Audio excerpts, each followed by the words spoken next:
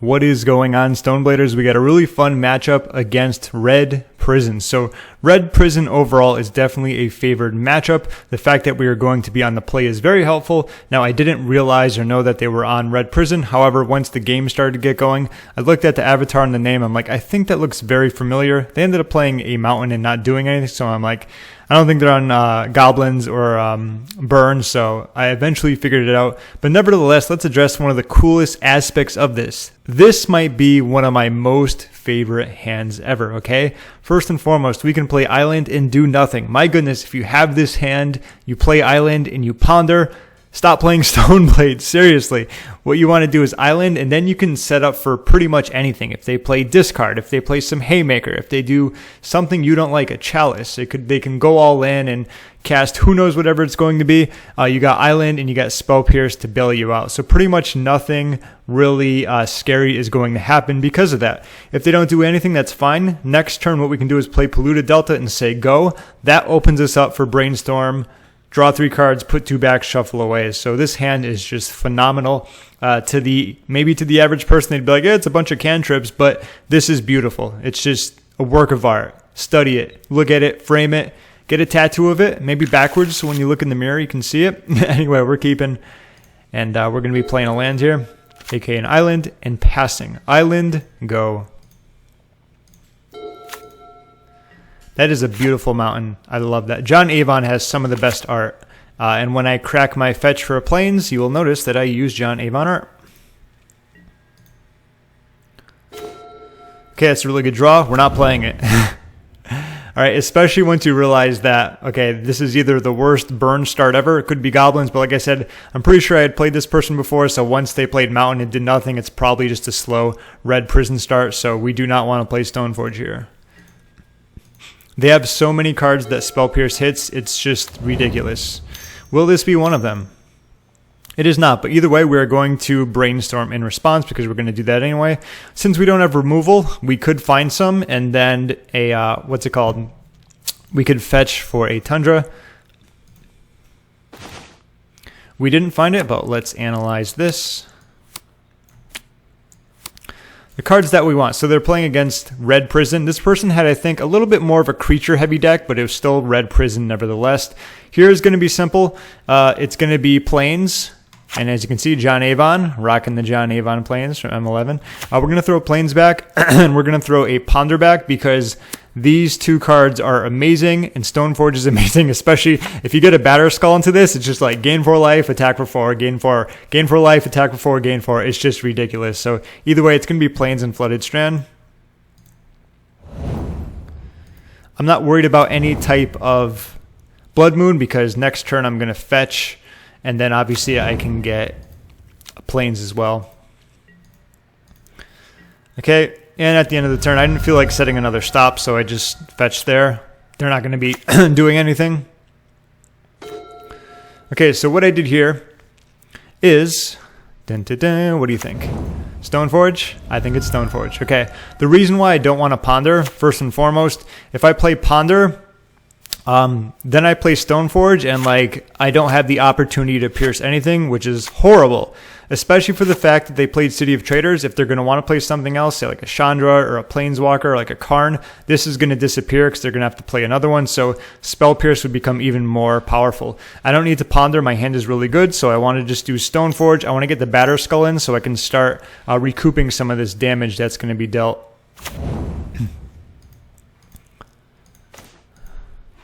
Okay.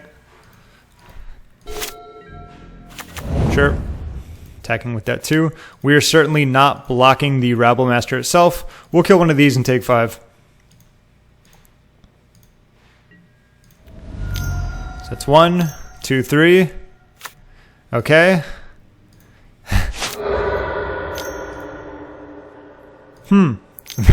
Oh my goodness. That's like a very easy 2-for-1. Sure. And they lost 2 and only took 1 card from me. And yeah, that was beautiful. Let's go to the next one. Okay, so now I can't actually Ponder simply for the fact that if I Ponder, I will still have 2 mana open for the Batterskull, and then I have 1 mana open for Spell Pierce. So I am good to Ponder here, so I am going to Ponder. Okay, and this isn't all that bad. I definitely want a Swords because these could get out of control despite the fact that Batterskull is going to start getting me a lot of life. What we want to do here is pretty much going to be Delta on top, Snapcaster on top of that, and then Swords on top. I already have enough mana, so Delta is not that important. Snapcaster, Swords. Let's play a land and go.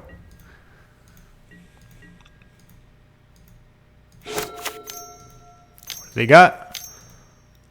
Okay, sure. I'm not too worried about that. While this damage can add up. Now, I actually thought about plowing one of these here. Did I plow it here? I didn't want to plow it simply because I had a Snapcaster, and Snapcaster is going to be very helpful when it comes to Snapcaster Pierce and Snapcaster Swords. So that was the reason why I didn't do that. So let's bring in Batterskull. I didn't want to block this because it would die, and I only have 4 mana, and that would take a ton of tempo. So I'm just going to block here. So pretty much I gain 4 from blocking that one. I lose 5, so I lose 1, and then I only lose 3 life. So I'm going to be going to 9 in this exchange. And then plus I'm going to attack next turn, and then gain 4, which will be 4 up. Okay, so I lose 3, I gain 4, so I'm up 1 life in that exchange. Wait, 12, let's see, 10. Yes, 1 life, because I will go to 13. So that's great.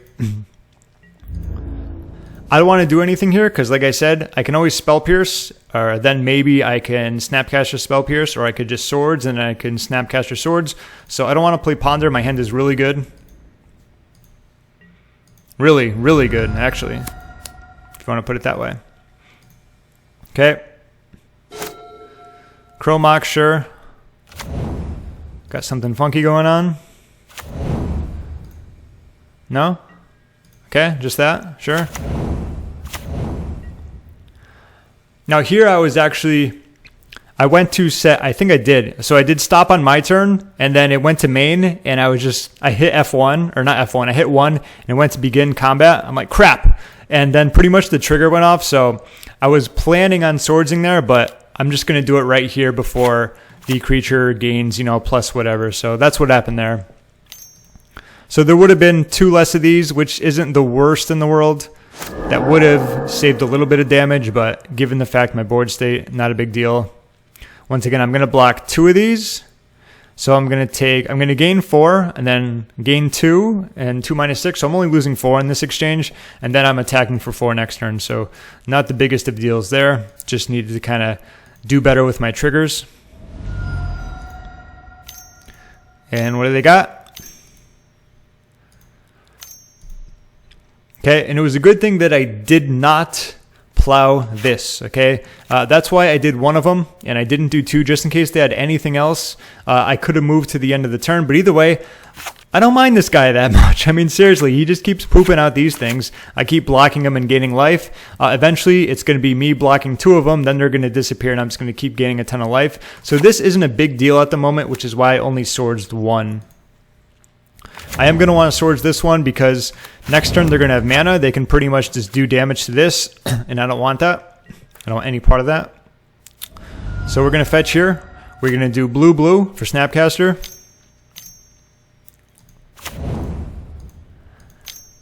And get rid of that. Okay. That's a beautiful draw. So I decided to do that first. So this is a very interesting spot. Ideally, I'm pretty sure I want to play True-Name. The thing is that if I play True-Name, my shields are pretty much down when it comes to utilizing, Spell Pierce. So the proper play is, it's tough to say here. I could either Ponder, and if I don't find a land, I'm kind of screwed-ish because then I can't play True-Name, but then I can at least utilize Spell Pierce. I think I might have Pondered here. Let's find out. Yes, I did. Okay, so this was actually really good. I wanted 1 extra land. I think that was the biggest thing because once I play True-Name, then I can have 5 land to equip it next turn. So what I want to do here is just do Island, Jace, Island. Let's play our Island. Let's do True-Name. And we do have our shields down for 1 turn, but all in all, it's not that big of a deal. I can always equip this to this, and there's not going to be a Planeswalker I can't kill for 7. The only thing is going to be bad if they do that Fiery Confluence. I think they play maybe 1 or 2 main. Okay, that's not a big deal either. Let's see what they got. I'm not worried about that. Okay, that's fine. I mean, literally, I'm going to be equipping that next turn anyway.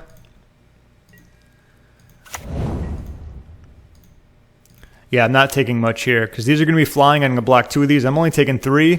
Then I get to equip Batterskull next turn. Not a big deal. Snap will stay there. I mean, these guys are going to disappear real quickly, so I'm not worried about exchanging that. Okay, I don't want to use Jace here. I just want to get this off the board. So 1, 2, 3, 4, 5. Let's just equip True-Name. Now I thought about it. It would be a 3-turn clock.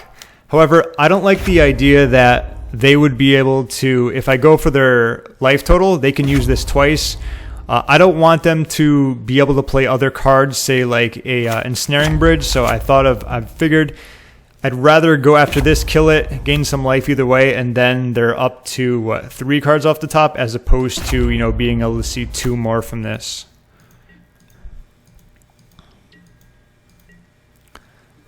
Plus, like I said, this, not only with a Batterskull attached to True-Name is like the funniest thing in the world because they have to attack. So it's like, thanks for the free life. Thanks for the free life. Sure. Okay, so these are getting blocked. I'm gaining 7 and losing 2, so I'm gaining 5 from this exchange. Should move to 21 if my math was correct. My math was correct. What do they got? So even at this point, like, from what I can think of, actually Karn probably wouldn't be that good. They could probably do something funky with Batterskull. That's fine. But that was kind of the one window that I had there. Okay, so here I'm going to play Jace, and it's going to be 3 islands and 1 plains, simply for the fact that after whatever the cards I get, I will have island and plains up, so I could spell pierce something, or I could sword something should I get one. And I know this thing is going to die simply for the fact that they could just ping it. Obviously they can attack it with their flying creatures, plus they can just sacrifice them. So I know it's just going to be pretty much a Brainstorm. And this is really good because I want a Force of Will. I want more protection for whatever they're going to be doing. But here I don't want an island, and I know this is going to die, so I really want that fetch. Let me put it this way. These 3 cards are awesome. These 2 cards I don't need, so this is a perfect Brainstorm to put back. So you could do like Island, Stoneforge, Arid Mesa, and crack that when necessary, because I could always, if they play some type of spell, I could crack this, get a Tundra, utilize Spell Pierce, and still sword something if I need to, or I could just force pitching Spell Pierce, which I probably won't need to unless they play a creature. Excuse me, but creatures aren't going to really be doing anything at the moment.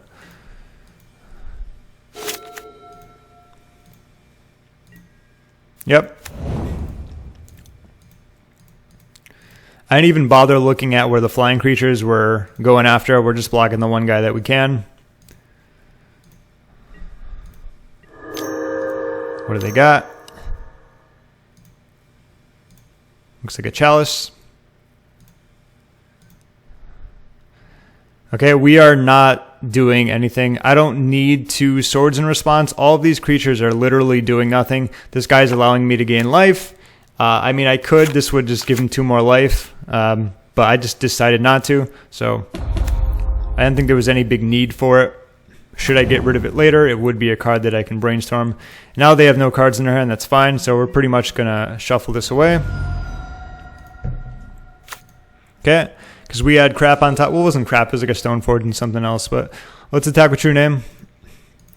And we've won this game because we can just Force of Will, hardcast Force of Will, anything that they do next turn. Trying to send a message. Okay. You want to play that game, Leaky Mudu? I see how it is. Sure. That has 0 effect on me. Who do I like the least out of all these creatures? Definitely Pia. Sorry, Pia. You creating all those flying tokens I didn't like. And I ended up losing only 1 life out of that exchange. Let's attack with True-Name. Let's make it official. And there we go. Game number 1 against Red Prison. Fun game. That was probably one of my favorite starting hands. I need to get more like that just because they're so powerful. They're capable of doing so many great things, as you saw in this game. They really helped out a little. Anyway, let's move to the sideboarding. All right, so what do we want against this? They use a ton of creatures. Definitely Path to Exile. This I would want in the play, not in the draw. So Disenchant definitely. And Containment Priest. I remember someone once read I read about this. Someone was saying how they bring it in against this deck. It's actually pretty good because it trades with a lot of their creatures, plus it can pressure Planewalkers. It's actually not that bad of a card, so I brought it in, okay? Clique we're definitely bringing in. Force we're definitely bringing in. They have a lot of haymakers in terms of like Trinisphere, Chalice. They're big haymakers like all of their Planeswalkers. And of course, Engineered Explosives is going to be for things like Chalice of the Void. We do not need Volcanic. We do not need Back to Basics. We definitely don't need Narset. Sorry, Narset. And like I said, on the draw, I don't like Spell Snare. On the play, I will bring both of them in. And last but not least, I think was, let's see, I think I took out a Ponder or a Brainstorm. Because usually, for the most part, there's probably better things I could be doing, like keeping Spell Pierce up, so I don't mind getting rid of one of those. All these other cards are great. Jace is actually really good in this. I like Jace. Forces, obviously, we need. Teferi can do a lot of great things, like bouncing, Chalice, and other stuff. True-Name is ridiculous, as you saw. This is amazing removal. We want all our Stoneforges. We want all our Snapcasters, Counterspells we need. This is great for getting underneath and ensnaring Bridge with Stoneforge. Spell Pierces are always great. We want all of our removal. Everything else is great, so that's why I took out a Ponder. So this is the final 60. Move these over here so you can see it. Pretty lean. Like, our cards match up really well to theirs. It's more about how explosive of a start they have and like if we have something to be able to stop it. This specific matchup was the reason why I got Force of Negation. I think I lost to it once and I was like, I can't believe I lost to that to that matchup, just because they had like the perfect start. But this actually comes in against a lot of games. Pretty much anyone who is looking to do some combo stuff or shenanigans where you need an extra force of will, this is the perfect matchup for it. So with that being said, let's roll that beautiful bean footage and go to game numero dos. All right, so we're on the draw, and I almost like this hand. My goodness, the fact that I have like so many crap cards to shuffle away, plus the fact of having like Polluted Deltas, Flooded Strand to help crack the fetches. Either way, it's just too bad. It's too slow. Imagine a turn 1 Chalice. It's like, well, we have 5 more turns until we can hard cast Batterskull. Plus, this is just like a mulligan by itself, so we're throwing this back very easily. Although I like the idea, like if I was on the play against someone unknown, like there's a few games where I might keep that, depending on who I think they're on in terms of the deck. Either way, this is much better. It is a little weak to a turn 1 Chalice. Either way, we can cast a True-Name regardless of if they play Blood Moon. They probably took it out when they saw how many basic lands I had. But either way, we have Batterskull again. This just keeps coming back to us like a boomerang. Talk about Batterskull tricks. So we are keeping this and we are ditching the Batterskull. So the good thing is that they're probably taking out their Blood Moons. Maybe they'll have like 1 Magus of the Moon in just because maybe they couldn't take enough cards out. Either way, Island, Ponder. We are pondering here. We don't have a Spell Pierce.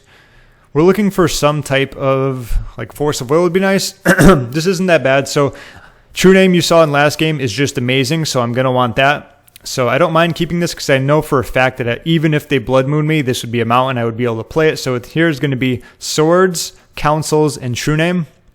I can always fetch a Tundra for this and take my chances that they're probably not having any type of Blood Moon effects. Okay, so there we go.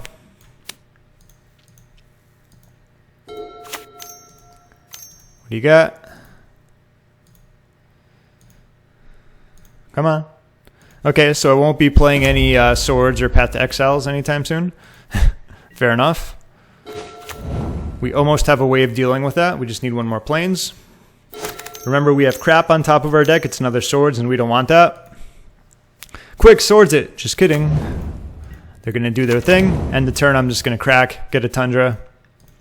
So let me click through a little quicker. And here we go. Let's play True-Name. It's the only thing we can do. Whoop. Nice little hand, though. Look at this. Woo. A lot of removal. You better hope that I don't remove that Chalice of the Void. What do they got now? Okay, wow. Ha! That's funny, because it's like all other goblin creatures you attack must attack. So by playing this one, it enables this one, and this one enables this one, and since this one doesn't have summoning sickness, that one's dying. Thank you for that. I appreciate it. I mean, that only I mean, I guess at least allowed to pump out a few more, but it's dying. That kind of worked against him, I think. I mean, I only took 3 out of that. That's fine. That's perfect. So we have a few choices here. We can either crack our fetch and Council's Judgment this, which it's not really that big of a deal. I like playing True-Name here because they're going to keep pumping out these things. I can keep blocking. Plus, if I play another True-Name, at least if they play some type of Planeswalker, I can pretty much kill it because I don't think anything goes higher than 6. So let's play True-Name here. We're not attacking. We are not the beatdown here. We do not want to attack. That would be not good.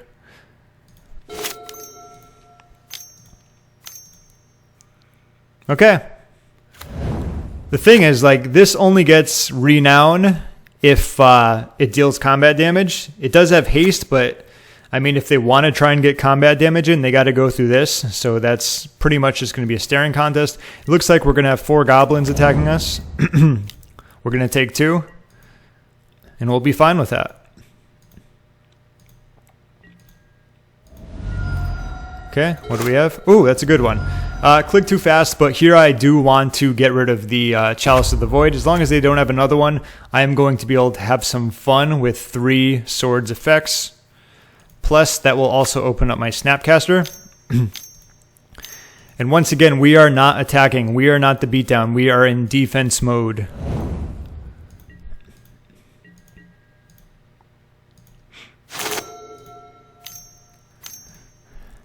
Aha! So, I mean, if they want to get a lot more damage in, they could literally attack with everyone. I would block them too very easily.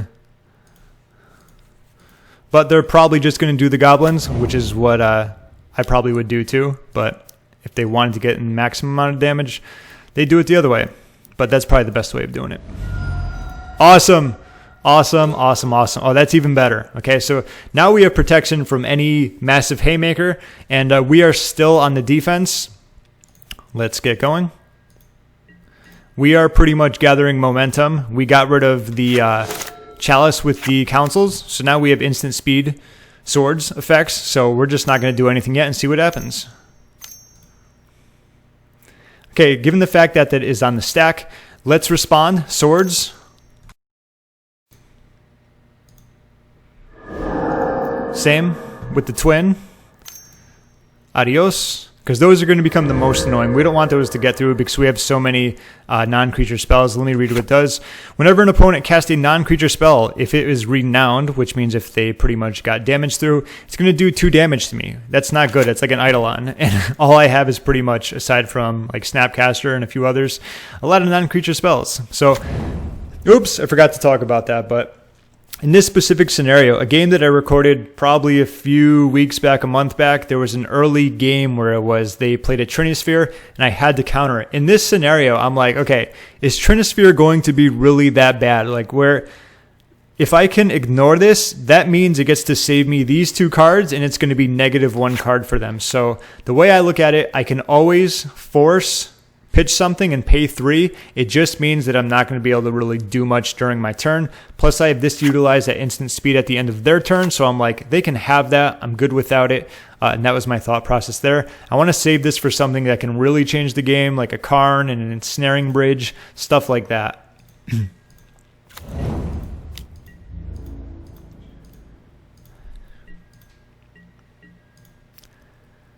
What do we got?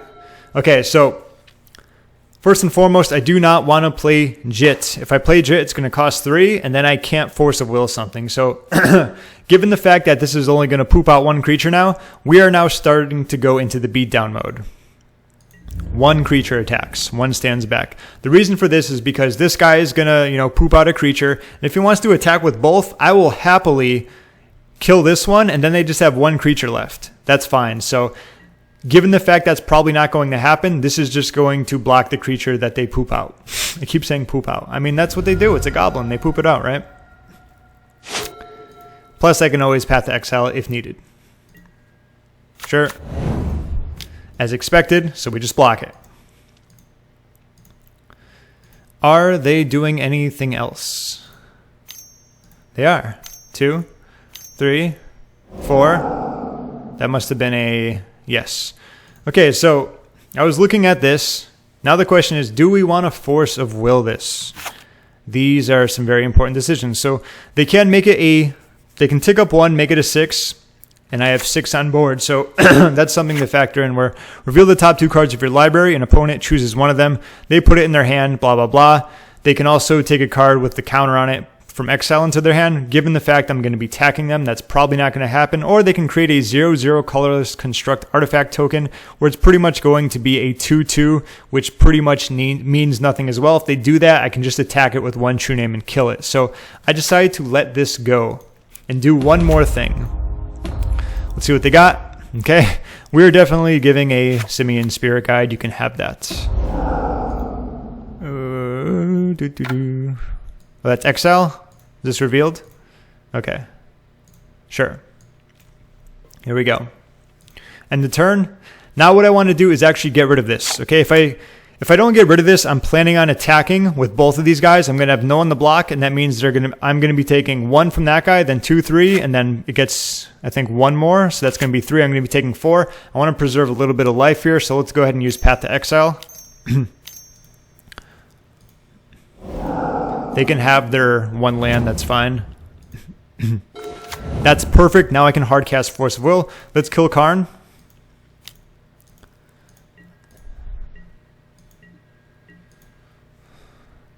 You won't be seeing any Plague Engineers in this deck, which is awesome. We don't have to worry about that horrible, horrible card. What do they got? That is definitely not happening. Crack Delta. Hardcast Force. It's gone. That's the turn. Okay. Okay, so here's Containment Priest. Not that bad. So I have 5 mana. So I don't want to play Jitte once again. What I would like to do at the end of the turn is possibly just, bring in Containment Priest to have another beater. So let's do that. If I had 1 more land, I would be a little bit more ambitious when it comes to playing cards.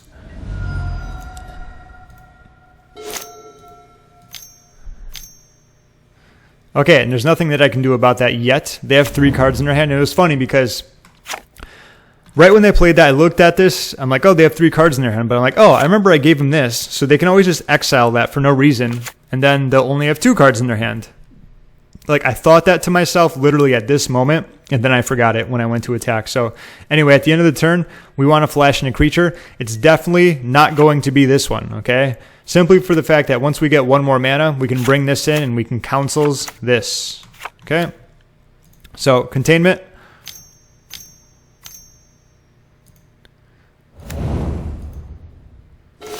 Okay, and let's see.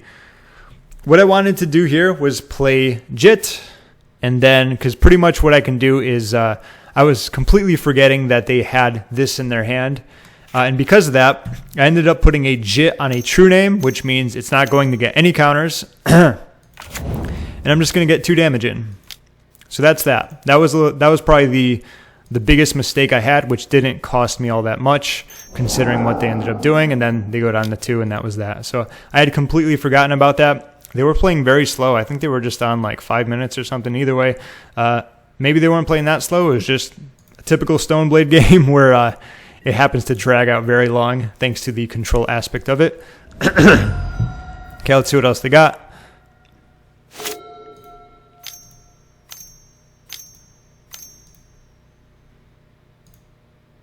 Okay, so that's fine. They're going to kill this. They're going to kill this, and they might do some damage to me as well. Nope. Okay, just that. That's fine. Okay, so I don't want to play another True-Name. Obviously, I can't attack. What I want to do here is Snapcaster and Council's Judgment. This is very simple. I just did Island, Island, Island for Snap. I'm like, I don't care. I'm leaving all of my planes open so I don't screw up the tapping. How many times have you seen this card really shine in so many of the matchups that I play? It is really good. Okay, let's attack.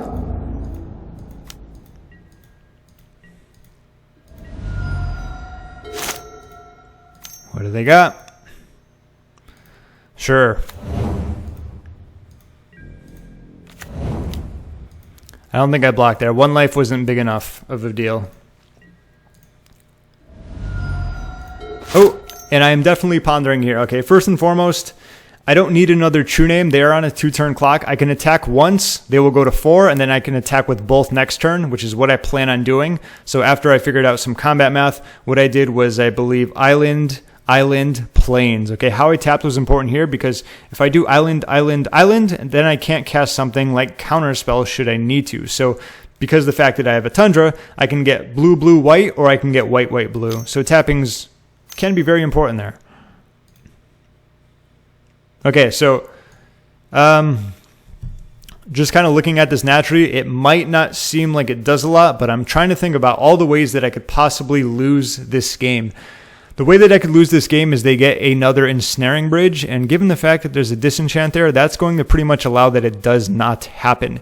Any other simple type of Planeswalker isn't going to do it because I have them on a 2-turn clock. They can't get like Karn and Lattice because unless they ramp up somehow, which I don't think they'd be able to do because Lattice costs a ton to put out. But either way, it would just like upon their planes disenchant. Let's attack with just one. The reason why I just wanted to attack with one, because regardless, it's still going to be a 2-turn clock, and I wanted to leave these back just to preserve some damage being taken, because they're going to create some more guys, and if I attack with both of them, maybe they could attack and do like a Fiery Confluence. Either way, this was the best possible play. Just attacking once, then we attack twice with them on the last turn. And they're like, nope, and I'm like, yep, and that was a fun win against Mono Red Prison. There we go. Like I said, definitely a good matchup. It all depends on how explosive their starts are, but we have a lot of cards to really handle them. Even though they had an early Chalice, we ended up dealing with that. Even though they brought in a Trinisphere after, we ended up dealing with that very appropriately. It just took a little bit of thinking, like, do I want to counter this card? Or do I not want to counter this card? And usually when you have a Force of Will, that's a good thing to think about, depending on what the board state is, depending on what your plan is, and depending on the cards that you have. Either way, that was another one for the good guys. I am rolling super red hot. I looked at it. It was 12-1, my last 13 matchups. One of them, like I said, isn't legacy playable, so subtract 1 from that. So, yeah, I've been doing really well. It helps that we're getting some good matchups. But either way, another one for the good guys, for the Stonebladers. Thank you, as always, for watching, and have the best day ever.